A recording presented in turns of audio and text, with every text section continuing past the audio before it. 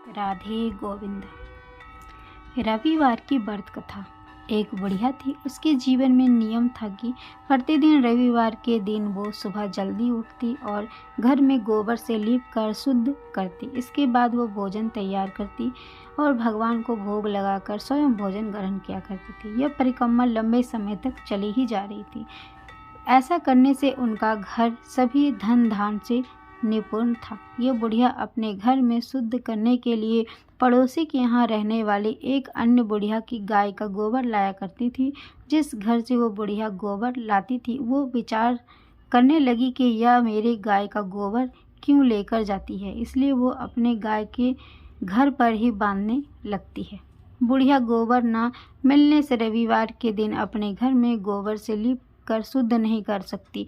इसके कारण ना तो वो नहाती धोती है, ना ही भोजन बनाती है और ना ही भगवान को भोग लगा पाई। इसी प्रकार उसका उस दिन का निर्जला उपवास हो गया। रात्रि होने पर वो भूखी ही सो गई। रात्रि में भगवान सूर्य उन्हें दर्शन देते हैं और सपने में आकर उसके कारण पूछा।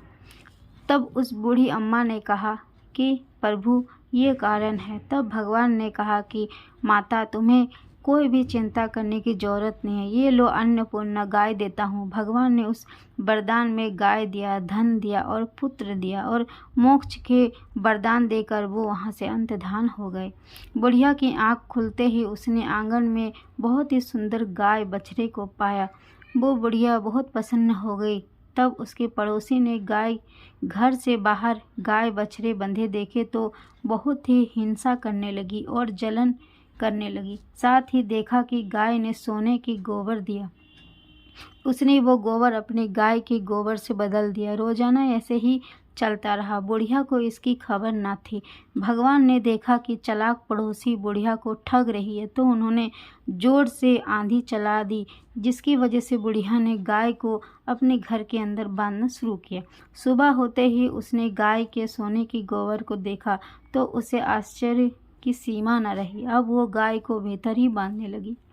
उधर पड़ोसी ने हिंसा के मारे राजा को शिकायत कर दी। बुढ़िया के पास राजाओं के योग गाय है जो सोना देती है।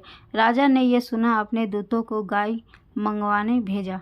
बुढ़िया ने रोते हुए कहा कि इस गाय को मत ले जाओ, परंतु अखंड व्रत रख रही हूँ। उधर राजा